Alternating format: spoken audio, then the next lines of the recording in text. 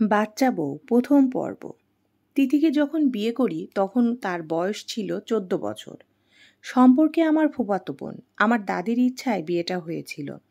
পরিবারের বড় ছেলে হওয়ায় আমাকেই এই কুরবানির শিকার হতে হয়েছিল। ওকে যখন বিয়ে করি আমার বয়স তখন 26 বছর। বুঝতেই পারছেন, দুইজন দুই গ্রহের বাসিন্দা ছিলাম। দাদির একমাত্র শেষ পর্যায়ে কোনো রকম হাঁটা চলা করতে পারত। তাই একদিন বাবা আর ফুপুকে ডেকে এই কুরবানির ব্যবস্থা করে। তার এক কথা, নাতবউ দেখে যাবে আর তিথির সাথে আমার বিয়ে দেবে। তাই তো এক প্রকার জোর করেই তিথির সাথে আমার বিয়েটা দেওয়া হয়েছিল। আমার অনিচ্ছা সত্ত্বেও তাদের জোরাজোরিতে বাসর ঘরে ঢুকতে হয়েছিল। বাসর ঘরে ঢুকেই দেখি রোবটের মতো খাট থেকে নেমে সালাম করা শুরু করলো। করেছে তো করেইছে, আমি কিছু বলছি না। প্রায় 2-3 মিনিট সালাম করার পর ধমক দিয়ে বললাম, কি রে, কি করিস? সালাম করি, তা তো দেখতেই পাচ্ছি। এতক্ষণ ধরে সালাম করতে হয়? নানি তো বলেছে আপনি যতক্ষণ না আমাকে উঠাবেন ততক্ষণ সালাম করা বাদ দেওয়া যাবে না। ওর কথা শুনে আমার পেট ফেটে হাসি আসতেছে। আর কি বলতেছে তোর নানি? আরে অনেক কথা বলেছে। কি কি বলেছে? পেটে হাসি চেপে রেখে বলছি। নানি বলেছে আপনার বুকে মাথা রেখে রাতে ঘুমাতে। আপনি যদি আমাকে জড়িয়ে ধরেন আমি যেন বাধা না দিই, চিৎকার চেঁচামেচি যেন না করি। আপ হইছে, এবার থাম, চল খাটে বস। এরপর আমাকে কোলে নিয়ে যেতে বলেছে। আমি বললাম, কানের নিচে একটা চটকানা দিয়ে দাঁত ফেলাই দিমু। ওরে কোলে নিতে খাটে নিয়ে যেতে হবে। যা। ও এইবার বুঝছি নানি কেন চিৎকার করতে না করেছে। কি বুঝছিস? এই যে আপনি আমাকে থাপ্পড় মারবেন, আমি ব্যথা পাবো, তাও যেন চিৎকার না করি। চিৎকার করলে তো মামা এসে আপনাকে মারবে। মনে নেই একদিন আপনি আমাকে মারতেছিলেন আর আমি চিৎকার করতেছিলাম, তখন মামা এসে আপনাকে কি দৌড়ানিটাই দিয়েছিল? বলেই ফিক করে হেসে দিল। আপনি মারেন, আমি চিৎকার করব না। ওর কথা শুনে আমি হাসবো না কাঁদবো ঠিক বুঝতে পারছিলাম না। কি হলো, মারেন না? না হলে কোলে করে বিছানায় নিয়ে যান। এই তোর সাহস তো একদিনেই বেড়ে গেছে। আমার কথার উপর কথা বলছিস, যা বিছনায়। ধমক দিয়ে ও আবার আমায় খুব ভয় পায়। ভয়ে কাঁপতে কাঁপতে বিছানায় গেল। আমিও বিছানায় গিয়ে হাতে থাকা একটা জামা ওর হাতে দিলাম। আগে ও আমায় ফোনে বলেছিল, ভাইয়া এবার আসার সময় আমার জন্য একটা হলুদ কালারের জামা নিয়ে আসবেন। ওইটাই দিলাম। ভাইয়া এটা কি? তোর জামা অনেক সুন্দর হয়েছে ভাইয়া, থ্যাংক ইউ। আচ্ছা আপনি এমন কেন? এই ড্রেসটা এখন দিলেন, আগে যদি দিতেন তাহলে এটা পরেই আসতাম। কি শাড়ি পরাইছে, তারপরে বলে বিয়েতে শাড়ি পরতে হয়। আচ্ছা ভাইয়া, বিয়ে কি? তোর অত কিছু জানতে হবে না। শাড়িটা খুলে এটা পরে আয়, শাড়ি পরে ঘুমাতে পারবি না। আচ্ছা বলে শাড়ি খুলতে লাগলাম। এই কি করছিস? কেন, আপনি না বললেন এটা পরতে? বলছি, তাই বলে কি এখানে কেন কোনো সমস্যা? না, কোনো সমস্যা নেই। যা বাথরুমে গিয়ে হাত মুখ ধুয়ে ওখান থেকে কাপড় পরে আয়। আচ্ছা বলে বাথরুমে চলে গেলাম। কিছুক্ষণ পর ড্রেস পরে এসে বলতেছে, ভাইয়া কেমন লাগছে আমাকে? সুন্দর লাগছে। মামা মামিকে দেখিয়ে আসি। আরে না, এত রাতে যেতে হবে না। এখন থেকে তুই আর মামা মামি বলে ডাকবি না। কেন? কি ডাকবো তাহলে? Uncle aunty? না, মা বাবা বলেই ডাকবি। বিয়ের পর সব মেয়েরাই তার স্বামীর বাবা মাকে মা বাবা বলেই ডাকে। আমি যা পারবো না, আমার লজ্জা লাগে। এদিকে কেন? মারবেন না, আয়। তোকে কিছু কথা বলি। বিয়ের পর প্রতিটি মেয়েদেরই কিছু জিনিস পরিবর্তন করতে হয়। স্বামীর বাবা মাকে বাবা মা ডাকতে হয় আর কম কথা বলতে হয়। মনে থাকবে? থাকবে। ঠিক আছে, এখন ঘুমা। বলেই আমি শুয়ে পড়লাম। ও শুয়ে পড়ল, কিন্তু বালিশে না, আমার বুকে। কি রে, খাটে কি বালিশের অভাব হইছে? নানি তো বলছে এভাবে ঘুমাতে। ওর কাণ্ড কারখানা দেখে আর কিছুই বললাম না। সকালে ঘুম থেকে উঠে ফজরের নামাজ পড়তে গেলাম। নামাজ পড়ে হাঁটতে হাঁটতে বাজারে গেলাম চা খেতে। চা খেয়ে বাড়ি এসে দেখি সবাই কেমন কানাঘুষা করতেছে। আমি তোয়াক্কা না করে রুমে গেলাম। কিছুক্ষণ পর দাদি আসলো। আমায় বলতেছে, কি নাতি, আমার নাতনিটারে কই রাখলা? দেখি একটু কেমন হলো। তোমার নাতনি আগে যেমন ছিল তেমনই আছে। তা কই আমার নাত বউটা? তোমার নাত বউকে কি আমি পকেটে করে নিয়ে বসে আছি যে আমায় জিজ্ঞাসা করতেছ? কি বলিস? ও তো তোর বের হয় নাই। আমরা তো মনে করলাম তুই রুমে, তাই এদিকে আসি নাই। কি বলো? আমি তো ওকে ঘরে রেখে নামাজে গেলাম। তারপর সারা বাড়িতে ওকে খোঁজার ধুম পড়ে গেল। চিৎকার করে ডেকেও কেউ কোনো পাত্তা পেল না, কোথাও পাওয়া গেল না। আমার মনে হঠাৎ সন্দেহ জাগলো, ও কি তাহলে যেই ভাবা সেই কাজ। দৌড়ে পুকুর ঘাটে বাগানে গেলাম। যা ভেবেছিলাম তাই, গাছ বান্দর গাছে বসে আম খাচ্ছে। কিরে ওখানে কি করিস? ভাইয়া আম খাচ্ছি, খাবেন? দাঁড়া, তোর আম খাওয়া বের করছি, আজ তোর পা ভেঙে দেব। তোরে যে এত মানুষ ডাকছে শুনিস নেই? শুরু শুরু করলাম লাঠি খোঁজা। শুনেছি তো। শুনেছিস তাহলে কথা বললি না কেন? আপনি না কালকে বললেন কম কথা বলতে। গাধি, কম কথা বলতে বলেছি, তাই বলে এই না যে কথা বলতে নিষেধ করেছি। ছাগলের মতো সারাদিন ম্যাঁ ম্যাঁ করিস, সেটা কমাইতে বলেছি। ভুল হয়ে গেছে, এখন নেমে আয় বলছি। মারবেন না তো? অসহায় ভাবে বলল। মুচকি হাসি দিয়ে বললাম, মারবো না, এবার নেমে আয়। লাঠিটা তাহলে পুকুরে ফেলে দিন, তারপর নামবো।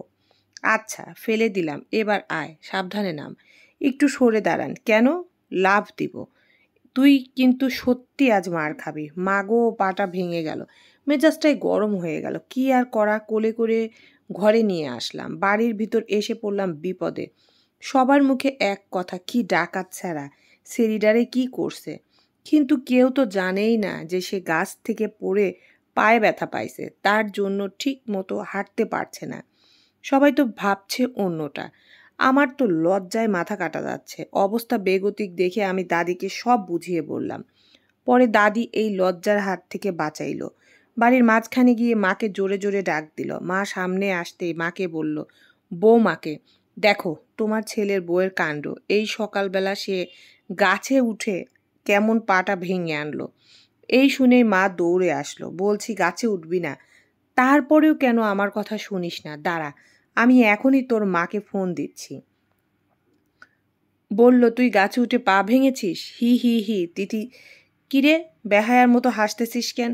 মা, আজ থেকে তো তুমি আমার মা, তুমি আবার কাকে বলবা? তিথির কথায় মায়ের মুখে একটা খুশির রেখা ভেসে উঠল। তোকে কে বলল আমি তোর মা? নিলয় ভাইয়া বলেছে, আরও বলেছে। দাদির সাথে সাথে ওর মুখটা চেপে ধরল, আর আমি ঘরের ভিতর দৌড় দিলাম। মা মুচকি হেসে চলে গেল। কিরে তুই নিলয় ভাইয়াকে ভাইয়া বলে ডাকিস কেন? দাদি, তাহলে ভাইয়া হয়, ভাইয়া বলে ডাকবো না? ধুর পাগলি, স্বামীকে কি কেউ ভাইয়া বলে ডাকে? কি বলে ডাকে? কিছুই ডাকতে হবে না, আপনি করে বলবি।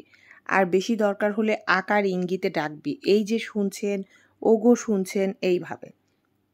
ও আচ্ছা ঠিক আছে। তারপর আমাদের গোসল করিয়ে চেয়ারে বসিয়ে রাখছে। বান্দর কি আর সভ্যতা বোঝে?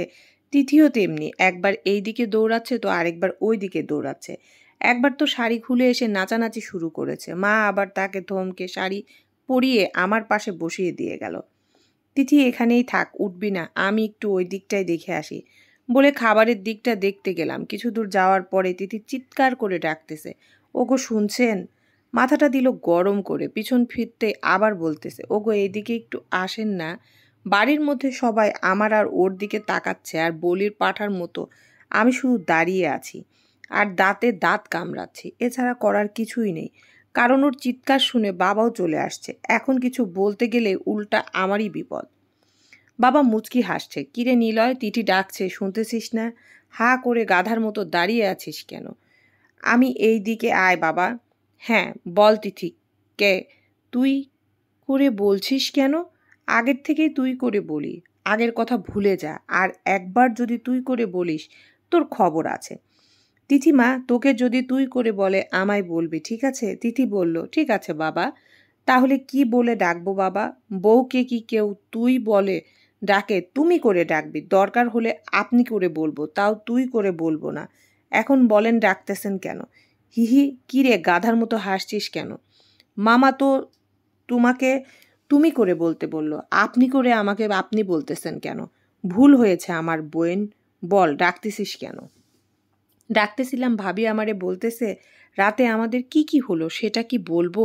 আপনি তো আবার বেশি কথা বলতে না করেছেন, তাই আপনাকে জিজ্ঞেস করছি। বাবা বাবার মতো চলে গেল। ভাবি তো মুখে কাপড় দিয়ে হাঁটা ধরল। আমি তো আগেই বলির পাঠা হয়েছি, সাথে একদিনে আমার গন্ডারের মতো হয়েছে, তাই ওর কথা আমার গায়ে লাগলো না। ভাবি কই যান? দাঁড়ান, উনি বলতে বললেই বলবো। বলেন না।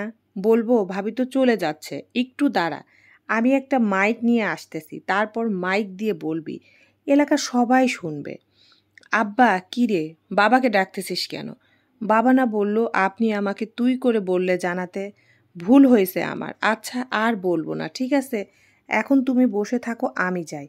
আচ্ছা যান, তাড়াতাড়ি আসবেন, না হলে ভাবি আবার বলবে আমি অনেক অহংকারী, একটা কথা জিজ্ঞেস করি বলতেছে না। আল্লাহ, কি এমন পাপ করেছিলাম যে এই ঝামেলা আমার কপালে জুটল? কিছু বললেন? না না, কি বলবো, বলছি তুমি বসো, আমি যাবো আর আসবো। ঠিক আছে। কিরে নিলয়, কই যাস? চলে যাচ্ছি। এমন সময় মা এই কথা বলল। মা, উনি মাইক আনতে যাচ্ছে। কাল রাতে উনি আমাকে যা যা বলেছে ওটা নাকি এলাকার সবাইকে শোনাতে হবে। তাই আমিও এবার কিছু বললাম না, শুধু মায়ের দিকে নিরীহ পানির মতো তাকিয়ে থাকলাম। মাও আমার অসহায়ত্বটা বুঝতে পেরে চোখের ভাষায় বোঝাতে চাচ্ছে, একটু ধৈর্য ধরো বাবা। মা তিথিকে নিয়ে দাদির ঘরে নিয়ে গেল। আমি পাথরের মতো দাঁড়িয়ে রইলাম। পারছি না চিৎকার করে কাঁদতে, না পারছি ওকে কিছু বলতে। কি বা বলবো? ও বা বোঝেই কি? এমন মনের দুঃখে চলে গেলাম পুকুর পাড়ে। তারপর সারাদিন কোনো রকমে পার করে রাতটা আসলো। লোকজনও কিছুটা কমেছে। তিথি আর আমাকে ফুপু নিয়ে যাবে, কিন্তু তিথি যাবে না। অনেক জোরাজুরি করেও নিতে পারলো না। বলে যে কাল সকালে যাবে। আমিও একটু হাঁপ ছেড়ে বাঁচলাম। ইজ্জত যা যাওয়ার তা তো গেছেই। তার নিজের বাড়িতে, অন্য বাড়িতে তো আর গেল না। খাওয়া দাওয়া শেষে আমি ঘুমাতে গেলাম। কিছুক্ষণ পর দাদি আমার আর তিথির সাথে করে আমার ঘরে আসলো। দাদা ভাই, ও তো ছোট মানুষ, কিছু বোঝে না। কয়েকটা দিন একটু ধৈর্য ধরো, সব ঠিক হয়ে যাবে। তুই কোনো চিন্তা করিস না, আমি ওকে সব বুঝিয়ে দেব। হ্যাঁ দাদি, ঠিকই বলেছ। আমাকে আজ অনেক কিছু শিখাইছে। আপনি আমাকে যা বলবেন তা যেন কাউকে না বলি। আপনার বা আমার বিষয়ে কোনো কিছু জিজ্ঞেস করলে বলতে না করেছেন। ফুপু তিথিকে ভীষণ রাগ করলো। সকালবেলা কি থাপ্পড় খাওয়ার স্বাদ জেগেছে? বারবার কেন ভুল করছিস? নানি তো কাল রাতে বলে গেল ওনার। বারবার কেন ভুল করিস? নানি তো কাল রাতে বলে গেল ওনার আর আমার কথা কাউকে কিছু জিজ্ঞেস করলে কথা না বলতে। মা তো ঠিকই বলেছে, স্বামী স্ত্রীর কথা কাউকে বলতে নেই। তুই এমন কেন? তোর কি বুদ্ধি শুদ্ধি কিছু হবে না কখনো? কেন মা, আমি আবার কি করলাম? আমার বুদ্ধি নাই কে বলল? বুদ্ধি না থাকলে কি আমি ক্লাসে সবসময় প্রথম হতাম আর বৃত্তি পাইছি 8-এ?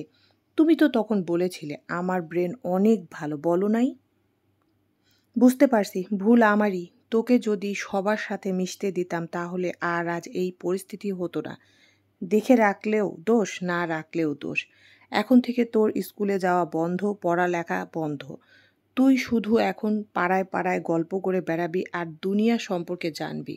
ইয়াহু! আর স্কুলে যাব না বলেই নাচতে শুরু করেছি। দৌড়ে এসে আমায় বলতেছে, ভাইয়া ভাইয়া।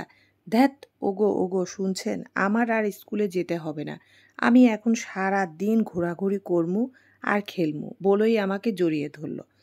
ওদিকে ওর চিৎকার শুনে বাবা মা দৌড়ে আসছে। এসে দেখে তিথি আমাকে জড়িয়ে ধরে আছে।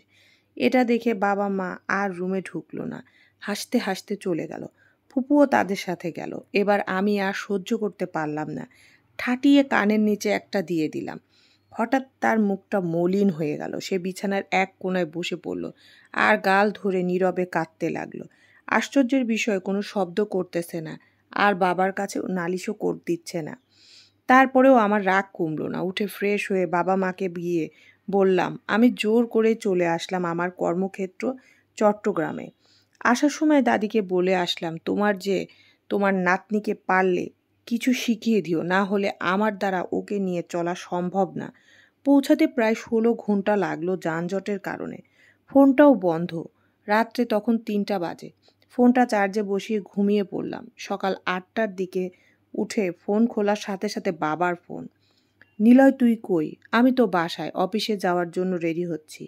যত দ্রুত সম্ভব তুই বাড়িতে আয়, তিথি হাসপাতালে বলে বাবা ফোন রেখে দিল। এই কথা শুনে আমার ভয় ঢুকে গেল। যেভাবে ছিলাম সেইভাবে বেরিয়ে পড়লাম। চট্টগ্রামের এয়ারপোর্টে এসে টিকিটের ব্যবস্থা করলাম। তারপর 12টার দিকে ঢাকায় পৌঁছালাম আর ঢাকা থেকে প্রাইভেট কার করে বাড়ির দিকে রওনা দিলাম। পৌঁছাতে প্রায় 5টা বেজে গেল। হাসপাতালে গিয়ে দেখি তিথি বেডে শুয়ে আছে আর ওর স্যালাইন চলছে। বাবা কি হয়েছে তিথির? তোর মতো একটা স্টুপিড ছেলের বাবা কি করে হলাম সেটাই আমি চিন্তা করতেছি। কি করে তুই ওকে মারতে পারলি? ও একটু চঞ্চল টাইপের, সেটা জানিস, আর ওর বয়সটাই বা কত হয়েছে। মায়ের ইচ্ছেতে বিয়েটা হলো, কই একটু চেষ্টা করবি? তা না, তুই ওকে মারলি। তুই জানিস না তুই না খেয়ে বাড়ি থেকে বেরিয়ে গেছিস, সেজন্য ও এখনো কিছু খায়নি। মা নাকি বলেছে স্বামীকে রেখে কখনো খেতে নেই। এদিকে তোর ফোনটাও বন্ধ, যতক্ষণ জানতে না পারবে তুই খাস নাই। ও কোনো কিছু খাবে না। আর এভাবেই থাকতে থাকতে রাত ৯টার দিকে অজ্ঞান হয়ে যায়। যে মেয়েটা দিনে ৬-৭ বার খেয়েও খাবার জন্য চিল্লাচিল্লি করত, সেই মেয়েটা পরশু রাতের পরে এখন পর্যন্ত কিচ্ছু খায় নাই। পরে স্যালাইনের মাধ্যমে খাবার দেওয়া হচ্ছে, এখন পর্যন্তও কিছু খাওয়াতে পারি নাই। আর তুই ওকে। আমি আর কিছুই বলতে পারলাম না। সত্যি কাজটা অন্যায় করেছি। গালে হাত দিয়ে দাঁড়িয়ে আছি, আর আমায় দেখে তিথি মিটমিট করে হাসছে। হাসতে শেষ কেন? কেন? বাবা মেরে গাল কেমন লাল করে দিয়েছে, হিহি। ওর নিষ্পাপ হাসি দেখে আমিও হাসলাম। পাশে গিয়ে বসতেই উঠে আমার বুকে মাথা রেখে জড়িয়ে ধরল। মা ও ফুপু ওখান থেকে গায়েব হয়ে গেল। দাদি শুধু মিটিমিটি হাসতেছে। কি হলো তিথি, এখন আবার এমন করতেছিস কেন? দাদি বলছে আপনার বুকে মাথা রেখে শুয়ে থাকতে। আপনি তো এতক্ষণ ছিলেন না, তাই বালিশে শুয়ে থাকতে আমার একদম ভালো লাগতেছিল না। কিন্তু এখন তো আপনি আছেন, তাই শুয়ে আছে। তিথি, দুঃখ সুখের পাখি তুমি। তোমায় আমার মনের খাঁচায় এই বউ সারা জীবন রাখি। নয়ন যেন দেখে তোমায় ওই মুখ। মনে মনে বললাম। দাদিকে ডাকলাম, দাদি একটু এদিকে আসো তো। দাদি বলল কেন? আমি বললাম তোমার পাটা একটু উপরে তুলবা? দাদি বলল কেন পা উপরে তুলবো? তোমার পা ধরে বলি। তুমি ওকে আর কিচ্ছু শিখাইতে যেও না। সময় হলে ও আমার ইজ্জত নিয়ে আর সাপ লিডু খেলে। আর তুইও না। না, তুমি আমার জন্য না খেয়ে থাকবে না। স্বামীর আগে খেলে অমঙ্গল হয়, তাই। দূর পাগলি, এগুলো এমনি এমনি বলে। আর কোনোদিন এমন করবা না। আর আমিও তোর সাথে কখনো এমন করব না বলে অতিরিক্ত ভালোবাসায় কপালে একটা চুমু দিলাম। তিথি বলল আচ্ছা ঠিক আছে।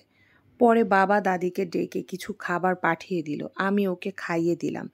হাসপাতাল থেকে ছাড়পত্র নিয়ে বাড়ির দিকে রওনা দিলাম। মাঝপথে বাবা আবার আমাকে ঝাড়ি দেওয়া শুরু করলো। তিথি বলল বাবা ওনাকে আর কিছু বলবেন না, উনি বলেছে আর কখনো এমন করবে না।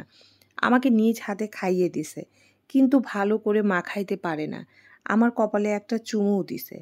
আল্লাহ, তুমি এই অবুঝ মেয়েটারে একটু বোঝার শক্তি দাও, না হলে তো তুমি আমারে উঠাইয়া লইয়া যাও, আর ভালো লাগে না, চলবে।